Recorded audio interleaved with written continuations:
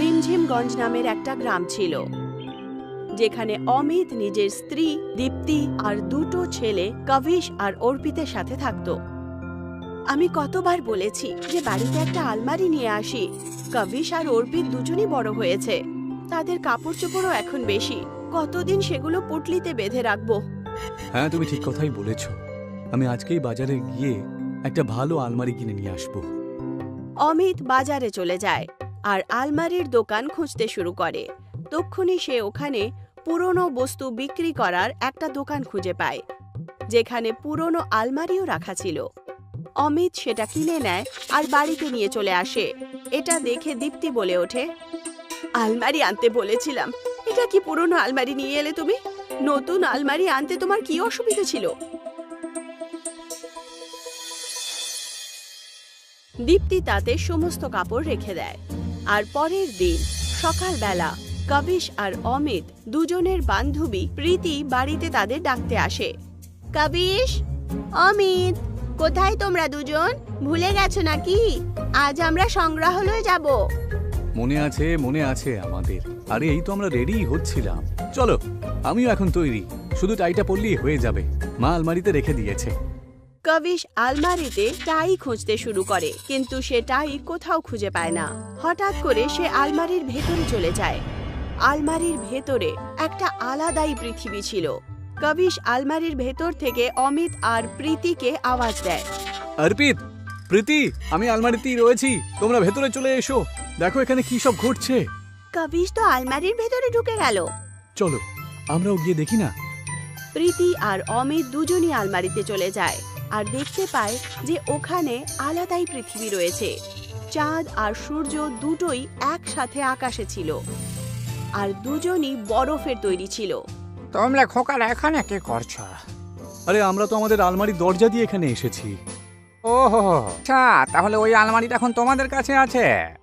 এখানে সমস্ত ঘর, সূর্য, চাঁদ সবকিছু বরফের তৈরি কেন? খুব বিশাল লম্বা গল্প একটা বাবা। যাও, তোমরা তোমাদের জগতে ফিরে যাও আর আনন্দ করে যাও তো। দাদু, আমাদেরকে দয়া করে গল্পটা বলো না। যখন তোমরা শুনতেই চাইছো তাহলে চলো, আমি তোমাদেরকে কিছু দেখাই, চলো। নান্না তাদেরকে একটু এগিয়ে নিয়ে চলে যায় আর প্রধান বাবুর সাথে দেখা করায়, যিনি বরফে আটকে ছিলেন।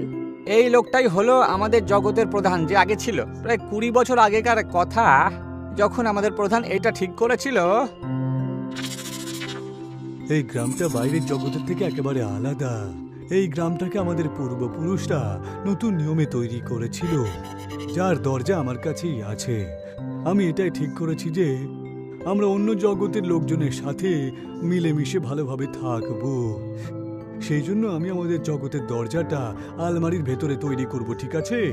প্রধান বাবু অন্য পৃথিবীর লোকেদের সাথে মেলজোল করতে চাইতেন। উনি অন্য পৃথিবীতে যাওয়ার দরজা আলমারিতে লুকিয়ে রেখেছিলেন, যাতে উনি এক রাত অন্য পৃথিবীতে গিয়ে লোকেদেরকে দেখতে পায়।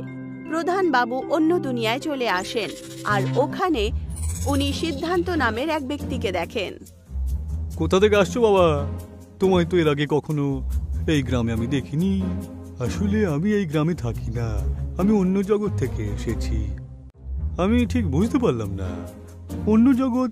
অন্য জগৎ মানে? হ্যাঁ, আমি অন্য জগৎ থেকে এসেছি। আসলে আমার পূর্বপুরুষরা আগে এখানে আসতো, তারপরে ওনারা একটা নতুন জগৎ তৈরি করেন।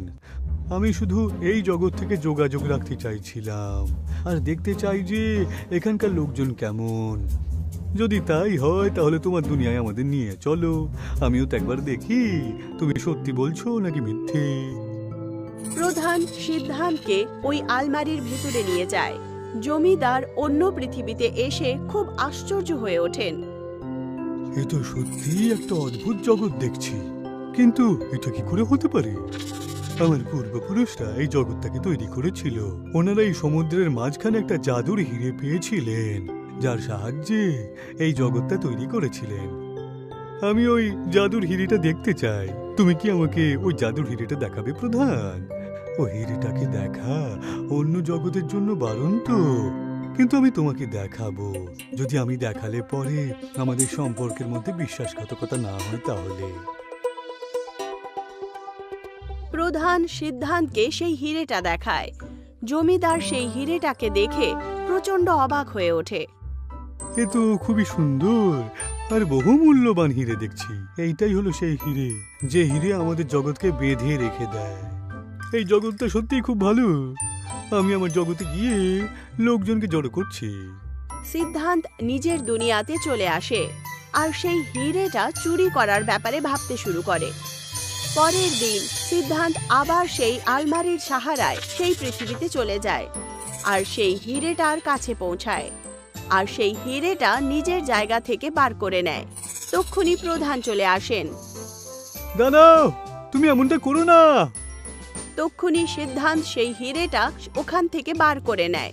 বার করা মাত্রই প্রধান আর সেই পৃথিবীর সমস্ত জিনিস বরফে পরিবর্তিত হয়, যেন সময় থেমে গেছে। এই জন্য এই জগৎটা পুরোপুরি একেবারে বরফে পরিবর্তন হয়ে গেল। কোন সিদ্ধান্ত নামের একজন মানুষ হিরেটা এখান থেকে নিয়ে চলে গেছে। সিদ্ধান্ত নাম, এটা তো শোনা শোনা মনে হচ্ছে। সিদ্ধান্তকে ভুলে গেলে নাকি? আরে আমাদের গ্রামের জমিদার বাবুর নামও তো সিদ্ধান্ত। তাহলে নিশ্চয়ই এই হিরেটা চুরি করেছে উনি। দাদু, ওই হিরেটা ফিরিয়ে নিয়ে এসে যদি সেম জায়গাতে রেখে দিই, তাহলে কি সবকিছু আবার আগের মতন হয়ে যাবে? হ্যাঁ, যদি এই হিরেটা নিজের জায়গায় আবার থাকে তাহলে সব আগের মতন হয়ে যাবে। তাহলে আপনি নিশ্চিন্ত থাকুন, আমরা ওই হিরেটা আমাদের জমিদার বাবু যে হলো চোর, ওর বাড়ি থেকে নিয়ে আসবই আর এই জগৎটাকে আবার আগের মতো করে দেব। প্রীতি, অর্পিত আর কবিজ নিজের দুনিয়ায় চলে আসে। আমরা মজা মজায় বলে তো দিলাম যে হিরেটা ফেরত আনবো, কিন্তু আমরা কি করে আনবো? চোরের বাড়িতে আমাদেরকে চুরি করতে হবে। আমার কাছে একটা ভালো উপায়ও রয়েছে। পরের দিন কবিশ জমিদারের বাড়িতে যায় আর ওনাকে বলে, কি হয়েছে? এত দৌড়াদৌড়ি করে এলে যেখানে? আসলে আপনার প্রধান মশাই তাড়াতাড়ি ডেকেছেন আর কি, খুব দরকারি কাজ রয়েছে নাকি? তাড়াতাড়ি যান। জমিদার প্রধানের কাছে চলে যায় আর অন্যদিকে প্রীতি আর অর্পিত জমিদারের বাড়িতে ঢুকে পড়ে। এবার তাড়াতাড়ি হিরেটা খুঁজি আমরা। অর্পিত, যা গিয়ে তুই ঘর থেকে একটু দূরে গিয়ে দাঁড়া। ঘর থেকে বেরোনোর আগে যদি জমিদার বাবু চলে আসে তাহলে তুই অন্য কোনো কথা বলে জমিদারকে আটকে রাখবি। অর্পিত বাইরে পাহারাদারি করছিল আর কবিশ আর প্রীতি বাড়িতে সেই হিরে খুঁজতে শুরু করে। তক্ষুনি অর্পিত জমিদারকে দেখতে পেরে যায়। ওরে বাপরে বাপ, এই জমিদার বাবু এখানেই তো আসছে দেখছি। কিছু না কিছু একটা করতেই হবে। অদ্ভুত ব্যাপার তো, প্রধান মশাই তো ডাকেনি আমাকে। জমিদার বাবু, আরে আপনার বড় জমিটাতে আগুন লেগে গেছে, তাড়াতাড়ি যান, তাড়াতাড়ি যান, না হলে পুরো জমিটা একেবারে নষ্ট হয়ে যাবে তো। কি? আরে আজকে কি হচ্ছেটা কি আমার সাথে? জমিদার নিজের খেতে যেতে শুরু করে। আরে তোরা ওই হিরেটা পেয়েছিস নাকি পাসনি? না, পুরো বাড়ি খুঁজে নিলাম, কিন্তু হিরেটা তো কোথাও পেলাম না। পেয়ে গেছি, আমি হিরেটা পেয়ে গেছি। সিন্ধুকের মধ্যে লুকিয়ে রেখে দিয়েছিল জমিদার বাবু। কবিশ সেই হিরেটা খুঁজে পায়। ওরা বাড়ি থেকে বাইরে চলে আসে আর নিজের বাড়িতে চলে যায়। তক্ষুনি ওখানে জমিদার চলে আসে। এই দাঁড়াও, আমি ঠিকই ধরেছিলাম যে কিছু একটা গন্ডগোল রয়েছে। দাও, আমার হিরেটা আমাকে ফিরিয়ে দাও দেখি। এই হিরেটা আপনার নয়, এই হিরেটা অন্য পৃথিবী থেকে আপনি চুরি করেছেন। দিয়ে দাও নয়তো। অর্পিত, প্রীতি, পালা! তিনজন বন্ধু ওখান থেকে পালাতে শুরু করে আর পালিয়ে নিজের আলমারির কাছে পৌঁছায়। জমিদার সিদ্ধান্ত তাদের পিছু করতে করতে ওখানেও পৌঁছে যায়, কিন্তু ততক্ষণে তিনজন ভেতরের অন্য পৃথিবীতে চলে যায় আর সেই হিরেটাকে তার জায়গাতে রেখে দেয়। সবকিছু আগের মতোই হয়ে যায়, কিন্তু ওখানে জমিদারও পৌঁছে যায়। এই হিরেটা হলো আমার হিরে, এই হিরে আমি এখান থেকে নিয়ে যাবই যাব। যেই মাত্র জমিদার হিরেটা নিতে যায়, তক্ষুনি ওখানে প্রধান তাকে বলেন, দাঁড়াও সিদ্ধার্থ, তুমি যদি আবার এই হিরেটাকে চুরি করার চেষ্টা করো তাহলে তুমি একেবারে বরফের হয়ে যাবে। যেই মাত্র জমিদার সেই হিরেটাকে ছোঁয়, সে বরফে পরিবর্তিত হয়ে যায়। আমি তো বলেছিলাম, কিন্তু এই সিদ্ধান্ত আমার কথাটা শুনলই না। যেমন কর্ম তেমন ফল। সিদ্ধান্ত সেটাই পেল যেটা ভাগ্যে ছিল। নন্হা সমস্ত কথা প্রধানকে বলে দেয় যে কিভাবে প্রীতি, অর্পিত আর কবিশ তাদেরকে বাঁচিয়েছে। তোমাদের তিনজনকে যে কি বলে ধন্যবাদ জানাই। আপনাদের কাছে আমাদের ক্ষমা চাওয়া উচিত। আমাদের জগতের মানুষদের জন্য আপনাদেরকে এত কষ্ট সহ্য করতে হয়েছে। আরে একজন মানুষ খারাপ হয় তার মানে তো এই নয় যে সবাই খারাপ।